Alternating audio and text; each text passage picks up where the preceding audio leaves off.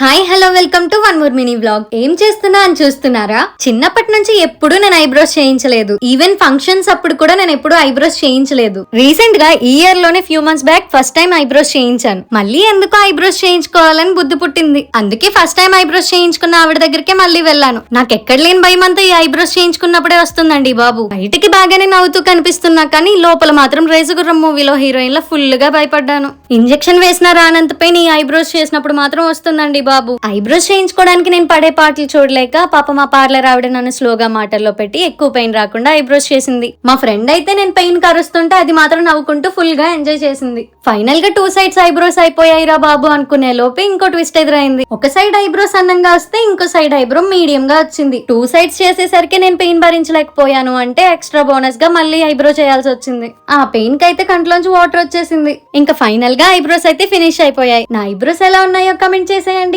That's it for today. ఇంకో mini vlog తో మళ్ళీ కలుద్దాం. అంటిల్ దెన్ సబ్స్క్రైబ్ టు నందు వ్లాగ్స్.